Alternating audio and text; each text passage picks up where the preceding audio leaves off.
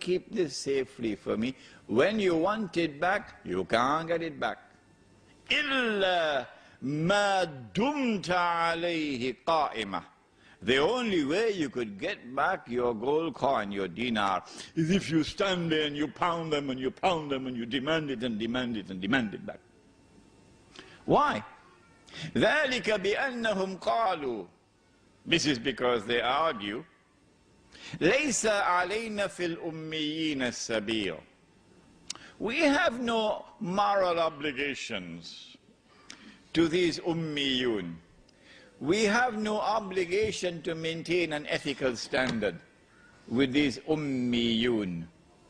Ummi, when we use the term, we understand it as one who cannot read and write, but when a Jew uses it, he uses it to mean one who is not a Jew. Gentile. وَيَقُولُونَ عَلَى اللَّهِ الْكَذِبَ وَهُمْ يَعْلَمُونَ. Allah said, but they tell a lie against me, and they know it's a lie. And so in this ayah of the Quran, there is the word dinar. So sunnah money is also money in the Quran. Dinar is in the Quran, dirham is in the Quran, and when Allah speaks of a dinar in the Quran, I can assure you tonight, in G-I-Y-C, he's not talking about a paper dinar. He's talking about a gold coin. Sunnah money is in the Quran. I leave behind me two things. So long as you hold on to them, you will never go astray. The book of Allah, and we've abandoned it. And my sunnah, and we've abandoned it.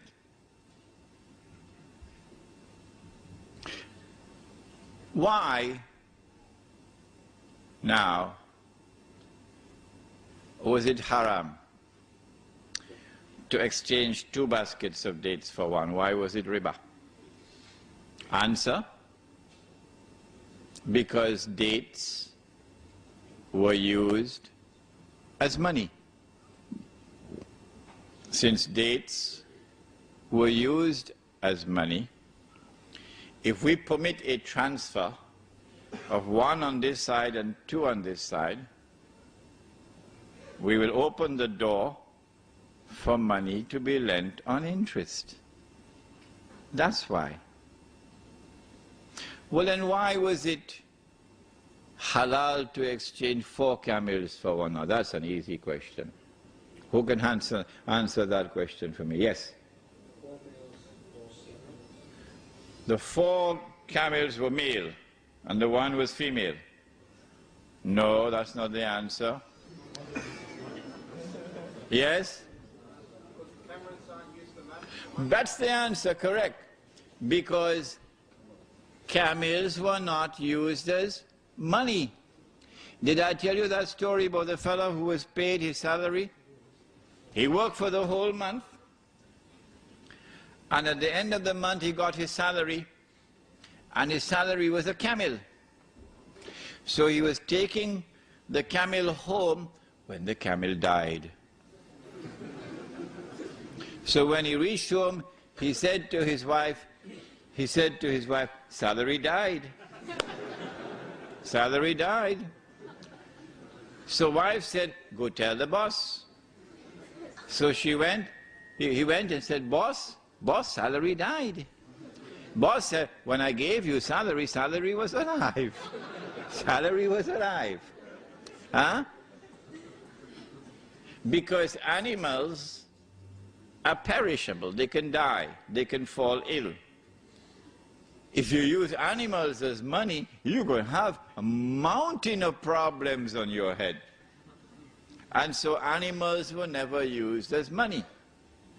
Since animals were not used as money, you can have an exchange of 4 camels for 1, or 20 camels for 1.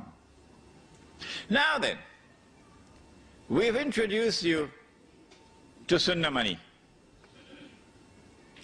Now let us explain what are the functions of money.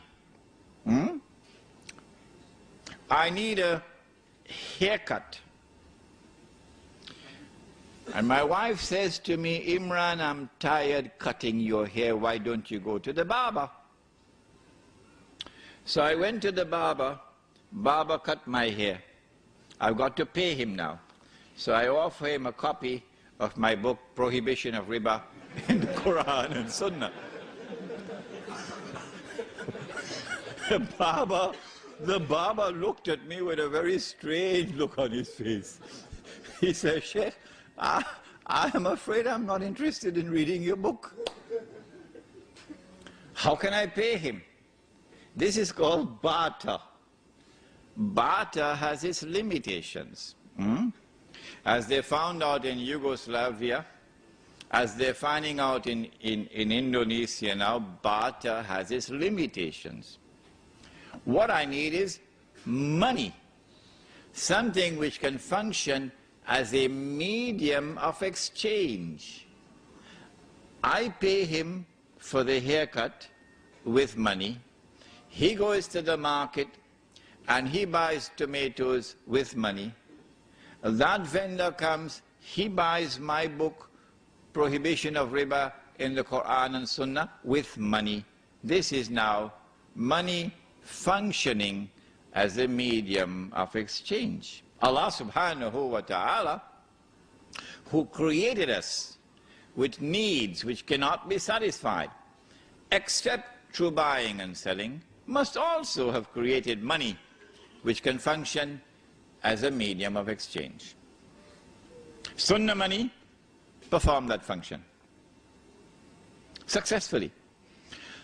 Yes, I know somebody will argue that it was not as convenient to have dates as money as it is to have some pieces of paper in your wallet.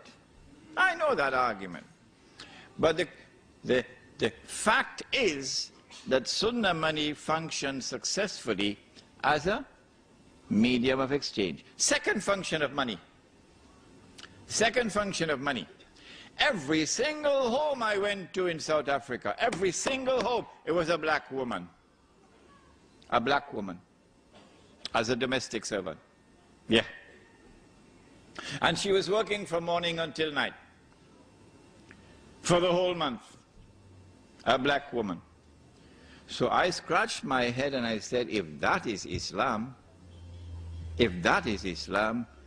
I need to do some work here. Huh? That couldn't possibly be Islam. In every single home, a black woman, sometimes 2, sometimes 3, sometimes 4, as domestic servants, working from morning to night. That's a recipe for disaster. How much shall we pay her for her labor?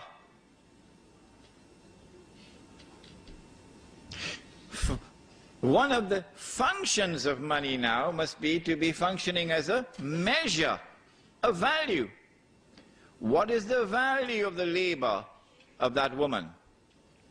She works for the whole month, and a unit which she understands is a bag of corn. They call it mealie, the staple diet of the African people in southern Africa. So maybe 40 bags of corn, maybe 5 or 10 she would use for eating, another 5 she'd use for clothing, another 5 she'd use for transport and so on. 40 bags of corn would be a measure of her value, of the labor. But then there's a third function of money. So long as we use Sunnah money functions successfully as a medium of exchange and as a faithful measure of value, so that she always got what would be a just wage. But there's a third function of money.